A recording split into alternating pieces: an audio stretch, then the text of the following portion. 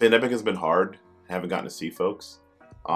Usually every couple weeks I would stop and show someone how to edit something in person. But instead I thought making these little love letters to my friends that wanted to know how to edit something in Lightroom would not only help them, but also help you, wherever you are.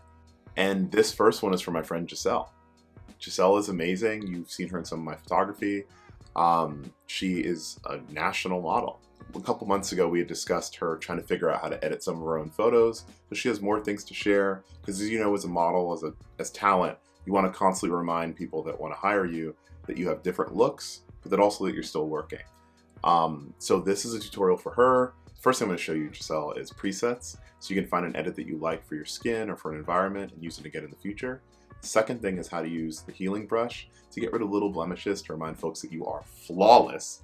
And then lastly, I'm just going to talk about versions, so you can kind of understand if you want to get images ready for different social media, or if you want to try different edits to see how to look your best. That's it. So here we go with love from Andre to you. So, Giselle, here's some photos I took of you in Navy last year that I really love, and I think you already have it in your house. But you know, since I photograph lifestyle a lot, and you mainly get hired for that, I thought we'd go through these as a helpful example. So we love this photo of you on Navy's shoulders, Mr. Hilario, but let's pick one more. That's not one I edited. So here's an example of kind of an outtake. You notice that it's so bright out that you're seeing these highlights in your hair, right? And immediately my thought is, I need to get an edit that works for all of these photos so we can decide which one we like after the fact, right? But often you might be in high key light, high key situations. So let's make an edit, turn it into a preset. So I'm gonna bring my exposure down a little bit, which changes the exposure of the entire image, how bright or dark every pixel is. Bring my contrast up because your skin is brown and awesome. You can see the definition between your skin and this light background. Then I'm going to just bring my shadows down a little once again because those are the darkest parts of the image. I really like the greens here, so I'm going to just make them a little more saturated in the background and make them a little more yellow so it feels a little more summertime. And already we can see our before and after looks pretty good. And lastly, I think your skin's looking a little pink. So I'm just going to bring that pink saturation down a little bit and change that hue so it's a little warmer. And we have like an image that we like. Okay, so we're going to Command C and you'll see it says copy settings right here. Then let's go to a different one and Command V. And we can see that it alters a little bit, but it gives us a good baseline. You see these really warm yellows and the greens. Let's bring our exposure up a little. Bring our contrast down some. But I like using the preset because it gives us the opportunity to have a new color baseline that we like. So if we copy that edit and let's move it into another high key light situation. Let's say you against this really beautiful sunshine behind you, hit Command V. You'll see that it actually still really works well for your skin. So let's save this preset. We're going to go to this top right corner under Edit, hit Preset, and then we're going to get all these presets. We have the premium ones that I've worked on. There's some called Yours, which are ones I've made or saved, and there's ones that are recommended based on scans. But I think that if you take some time and make like 3 to 5 that are like black and white Giselle, Giselle in high key light, Giselle in earth tones, you can find a set of edits, or a set of presets to make your edits quicker. So let's hit plus, hit create a preset, and let's make a new group called Giselle modeling. And now we can copy just the parts we like. I don't have geometry on because we're not balancing anything and every image and crop is different. But now we just say high key light. Oh, it's all caps, okay. Hit save. And now it says it's here in Giselle modeling. So, okay, let's take this photo of you. Pretty normal one. Go back to our edits, go to presets, and then we're gonna go to Giselle modeling, high key light. And now we have it. And that's it. It's a little warm. It like celebrates the pink in your skin and keeps your skin tone looking natural. So presets is the very first thing. Now, let's say you get that preset and you make a couple and you're like, okay, wait, so like what do I want to do if I'm not sure which edit to use? Let's check out versions. So versions is rad, it's in this bottom right corner. What you can do is, first, versions will automatically say, you made an edit, so here's the original. It allows you to make different versions of the same file, different edits, different versions, all stacked on each other like a sandwich. You can just take little pieces out. So let's create this edit version 1 and say, Giselle high key light. But let's say that, you want to see what it looks like in black and white. So let's hit the black and white button. Let's bring our shadows down, bring our contrast up, change our overall exposure. I don't love that. Maybe instead, I'll go to presets. I'll go to premium, black and white. Let's just pick one that doesn't look too bad. Let's do black and white too. It's a little older. Now we just go back to versions, hit create version, black and white, and now I get to see you in different colors, different edits. So this might work for you depending on what you're trying to export.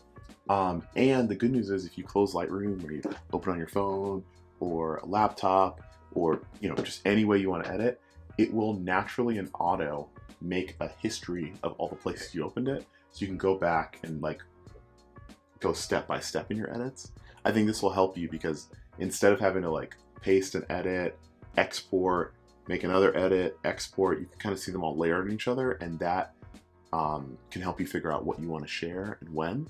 Also, kind of cool thing, obviously the color edits are important, but if we go to, let's say, crop,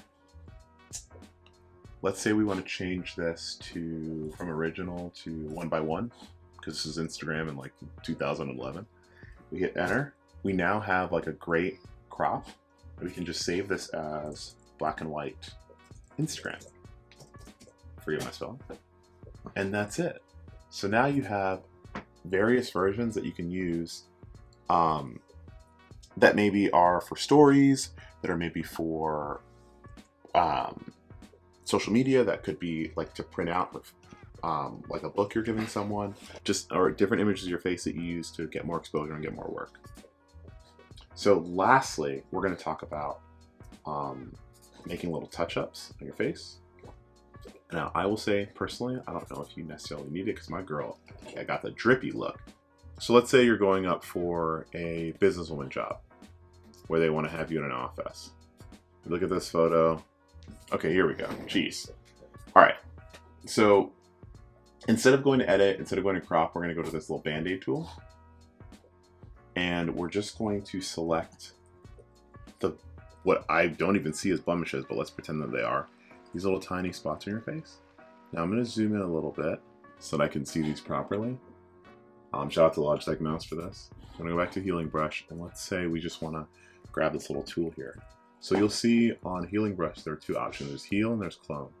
Heal is much better for natural skin, for skin in general. Clone is something that you want to use, let's say this is a photo and my phone is here, and we want to act like my phone wasn't in this thing. We want to clone this part of the wood grain so it matches this part of the wood grain, so we can just imagine this phone is in here, so it's gone.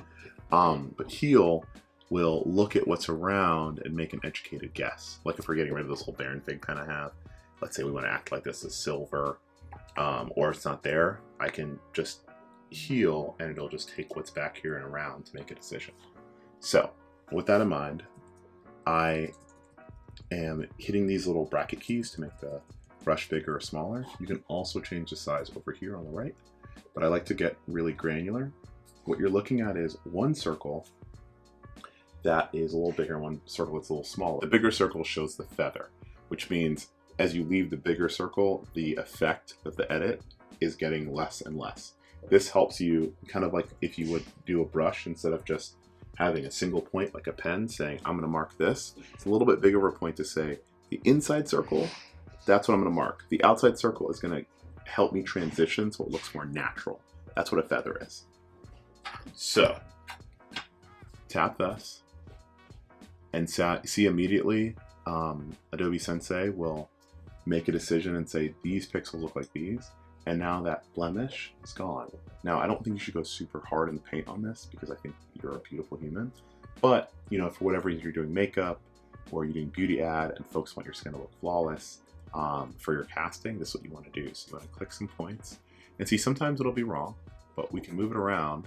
What the healing brush is doing is sampling pixels from other places, but keeping the brightness of the original spot so it looks natural. And by feathering the edges, you make your point of edit, and then it just slowly fades back to normal. It's kind of like a fade to black if you're looking at a video instead of like black hard, you know? So now I'm just clicking around, going slow. Be a little careful if you're on laugh lines or if you have any like tiny wrinkles, you know, all these little forehead wrinkles on my head. But as you click through, you can now see a difference. So if we hit our before and after, you'll see that you had these little spots. Now they're gone. And that's it. That's my love letter to you. So presets will help you keep a history of edits you liked. Versions will allow you to make different edits depending on the job or depending on the casting. And the healing brush will allow you to get rid of little imperfections that might help you get the jobs that you want. So that's it. I love you, buddy, and I hope to see you soon. If you watch this and it was helpful, please let me know. Or if you'd like me to make you a Lightroom love letter, you know where to find me. DM's open, baby.